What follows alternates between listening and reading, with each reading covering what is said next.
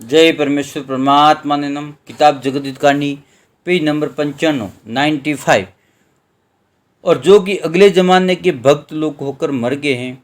उनका सपना शनिचर को करा के सुझा देता था। जब शनिचर ने दिल में सोचा कि जीता हुआ शख्स कोई मुझको मारने को आवे तो मैं देखूं कि मरे हुए सपने मुझको किस तरह से आते, क्योंकि जो मर गए हैं उनके तो नाम मर रहे हैं। सो ये ख्याल करने की बात है कि जो मर गए हैं वो किस तरह 84 लाख कुंडियों पर जीवों को मारते हैं और किस तरह से पाप कराते हैं, क्योंकि मरे हुए से तो कुछ भी नहीं होता है। हाँ, जिंदा तो पाप से अलबत्ता कर सकता है, सो वो पाप करे तो उनकी चल जाती है, परंतु मरे हुए पाप किस तरह से करा सकते हैं। जब दिल में विचार किया कि जो मरे हुए सुझाते हैं और गरे कराते हैं, सो ये तो अपने को भूल बताइए कि इस तरह से हमारा जाल मालूम नहीं होगा, परंतु ये पाप रावण की तरफ से चला हुआ है। जब से दुनिया में टिपना वगैरह और नाच पाकी वगैरह होना शुरू हुआ है और रावण ने राक्षस विद्या के वेद और किताबें बनाकर चलाई थी, उनकी पहचान शनिचर ने की कि वेद असली नहीं है और जाल की है, क्योंकि उनको दुनिया बाजती थी और कानों से सुनती थी, क्योंकि टिप्पणों वगैरह को ऋषिश्वर लोग तमाम जान में बाजते फिरते थे। परंतु जब तक कि शनिचर को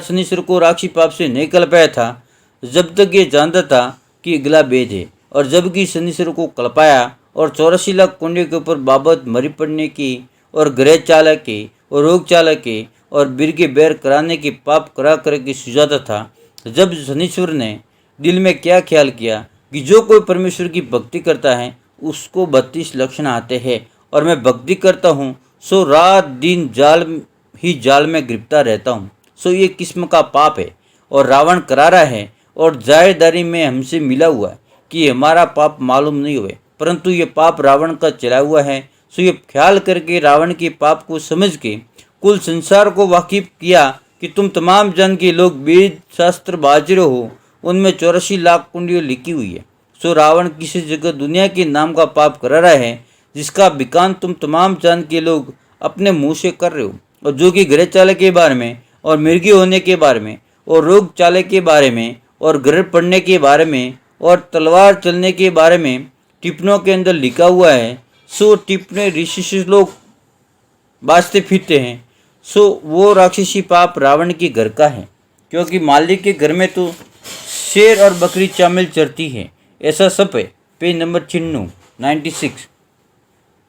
और ये तो रावण किसी जगह पर गुप्ती पाप कराता है, बल्कि मेरे नाम से भी जीवों को कल पारे। इससे मैं ब्रह्मजाल में पड़ा हुआ। जब शनीश्वर ने रामचंद्र जी महाराज को और ऋषिश्वरों को वाकिफ किया और रावण की राक्षसी वेद की किताबें रामचंद्र जी महाराज ने और राजा बादशाह ने एक दिल होकर देखा और रावण के जाल की पहचान की और उनके जाल से वाकिफ हुए और वाकिफ होकर ये कहने लगे कि आदमी से तो धर्म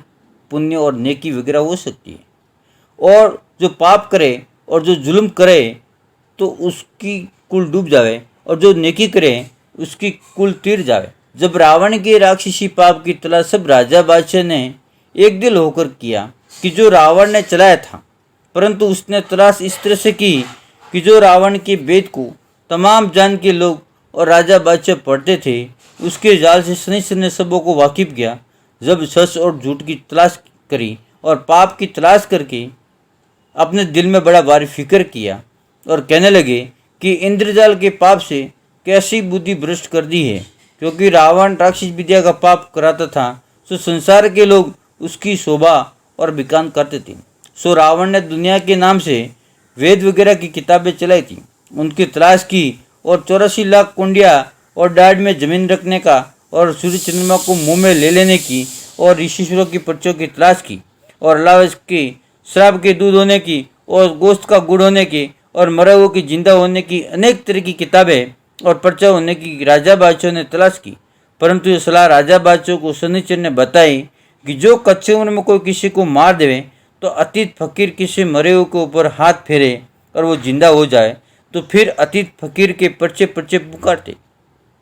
और करामात। सो ये तो आदमियों की भूल है, ना कि ये तो कुछ भी नहीं करते और करने वाले दूसरे हैं, क्योंकि जब 84 लाख कुंडियों के ऊपर पाप जिसके नाम का कराते हैं वो बीमार हो जाता है, और ज़्यादा पाप कराते तो कच्ची उम्र में मर जाते, और जो पाप को छुड़ा देते हैं तो फिर जिंदा हो जाता है, और जो उनके नाम का पाप नहीं छोड़ते तो फकीर चाहे फिर लाखों दफ़े उस बीमार के ऊपर हाथ फेरे तो कभी हरगिज जिंदा नहीं होता। जब आदमी पूरी उम्र पा के मरता है वो परमेश्वर की कुदरत है, और जबकि राक्षसी पाप से बीमार होता है तो नहीं अच्छा होता है, चाहे फकीर साधु कितने हाथ उसके ऊपर क्यों ना फेरे। जय परमेश्वर परमात्मा ने